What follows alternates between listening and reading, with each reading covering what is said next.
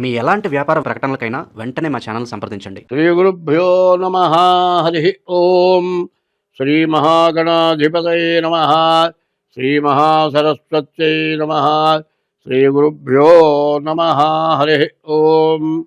యక్కర్తా జగతాం భర్తా సంహర్తా మహసాం నిధి ప్రణమామి తమాదిత్యం బహిరంతస్తమోపహం.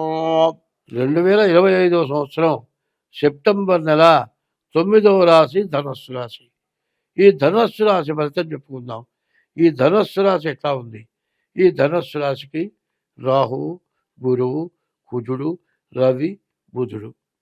తర్వాత ఈ ధనస్సు రాశి కూడా దాదాపుగా చాలా బాగుంది. ఈ రాహువు నీవు ఎక్కడైనా ఎవరికైనా ఇచ్చి ఉంటే, రావని ఆశ వదులుకొని ఉంటే ఆ డబ్బులు నీ దగ్గరికి నీకు వస్తాయి. కాదు, నీ మీద ప్రేమతో ఎవరన్నా ఇవ్వాలనుకున్న వాళ్ళు ఉంటారు, అట్లాంటివి కూడా నీకు వస్తాయి. నీవు అనుకోని ధనం నీకు వస్తుంది. సప్తమంలో గురువు ఉన్నాడు. నీ భార్య నీకు చాలా ఉపయోగపడుతుంది. నీ భార్య వల్ల బాగా కలిసి వస్తుంది. కుజుడు ఏకాదశంలో ఉన్నాడు. నువ్వు ఇల్లు కొనుక్కోవటానికి బాగా ఉపయోగపడేటువంటి సమయం. తర్వాత రవి బుధులు ఇద్దరు కూడా కన్యలో స్వక్షేత్రంలో ఉన్నారు. వ్యాపారస్తులకి బాగా కలిసి వస్తుంది.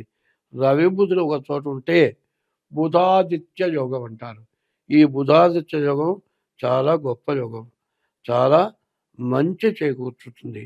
కావాలి అంటే ఇప్పుడు 3, 2, 5 గ్రహాలు, రాహు 1, గురువు 2, రవి 3, బుధుడు 4, కుజుడు 5, 8 గ్రహాల్లో 5 గ్రహాలు బాగున్నాయి.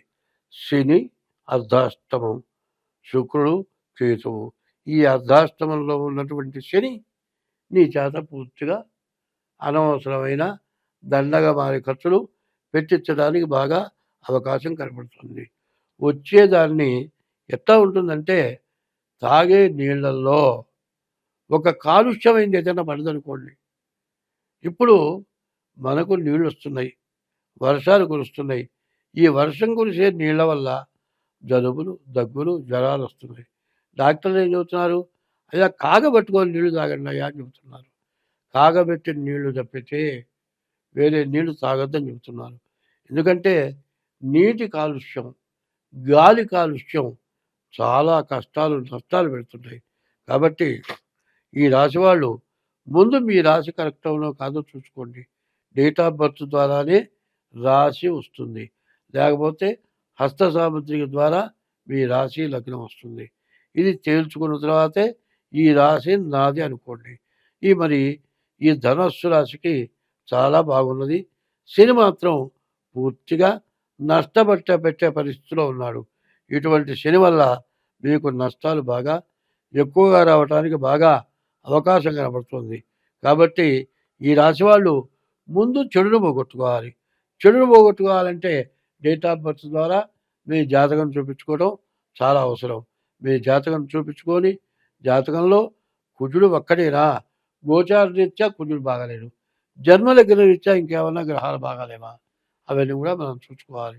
ఎప్పుడు కూడా ఒకటేమిటంటే, ఈ భాద్రపద మాసం వినాయక చవితి రోజున అన్ని రకాల కాయలు, పండ్లు వస్తాయి.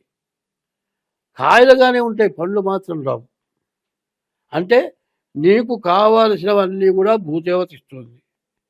ఈ భూదేవత మనం వినాయకుడిని పూజిస్తున్నామంటే అన్ని రకాల పచ్చికాయలు దొరుకుతున్నాయి, అన్ని రకాల చెట్ల ఆకులు దొరుకుతున్నాయి. మరి ఇవన్నీ కూడా దేవుడి దగ్గర పెట్టి పూజ చేస్తున్నాం. దేవుడు ఏమైనా తింటున్నాడా? లేదు. అయ్యా ఇవన్నీ ఇప్పటికిచ్చావు, ఇవి పూర్తిగా పండించి పంట పండి మా చేతికి వచ్చి మా నోటికి ఆహారం ఇవ్వమని వినాయకుడిని పూజించి ఆయన దగ్గర పెట్టి పూజిస్తున్నాం. కాబట్టి ఈ రాశి వాళ్ళు ఎంతైనా జాగ్రత్త పడి డేట్ ఆఫ్ బర్త్ అలా జాతకం చూపించుకొని వినాయక చవితి 9 రోజులు పూజ చేయాలి. ఈ 9 రోజులు కూడా మట్టి వినాయకుడిని పెట్టి పూజ చేయండి. మట్టి వినాయకుడిని పెట్టి పూజ కనుక చేస్తే మీకు అన్ని విధాలా బాగా కలిసి వస్తుంది. అట్లా కలిసి రావాలి అంటే మట్టి వినాయకుడు పూజ చేయాలి. అందులో మట్టి వినాయకుడు కూడా నేను చెప్పేది, ఈ ప్లాస్టర్ ఆఫ్ ప్యారిస్ వాళ్ళు చేసే బొమ్మలు, మట్టి బొమ్మలు కాకుండా మరి కుమ్మరి వాళ్ళు తయారు చేసే బొమ్మలు ఉన్నాయి. ఒకటి ధర్మశాస్త్రం ఎట్లా చెప్పిందంటే బ్రాహ్మడు, తర్వాత మంగలి, తర్వాత చాకలి, తర్వాత కుమ్మరి, వీళ్ళందరూ కూడా మనకు ఉపయోగపడతారు. శుభకార్యం జరిగేటప్పుడు కుండ కావాల్సి వస్తుంది, కుమ్మరే తేవాలి. మరి పెళ్లి జరుగుతోంది, మంగలే వాయిద్యం వాయించాలి. అట్లాగే బ్రాహ్మడు పెళ్లి చేయించాలి. వాళ్ళ వల్ల మనకు కలిసిస్తుంది అనే ధర్మశాస్త్రం చెప్తుంది. కాబట్టి వినాయకుడిని పెట్టాలి అంటే కుమ్మరి తయారు చేసే మట్టి బొమ్మతోటే వినాయకుడిని పూజించడం ధర్మం. ఇట్లా చెబుతున్నానని ఎవరు నా మీద వేష్టపడద్దు.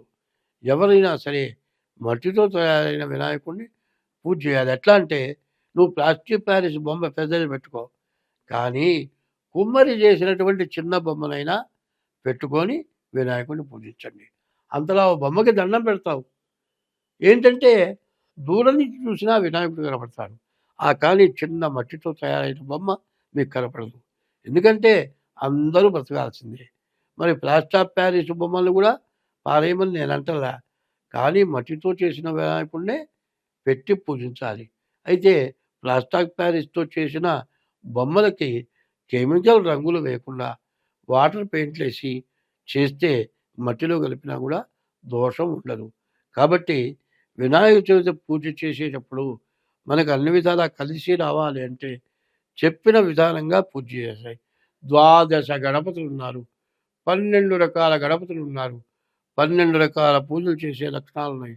కాబట్టి వినాయకుడి పూజ చాలా విశేషమైంది. వినాయకుడి పూజ చేయాలి అంటే మట్టితో చేసిన వినాయకుడిని పూజించాలి. ఒకటి, మనకు ప్రతి వాళ్ళకి అనారోగ్యాలు వస్తున్నాయి.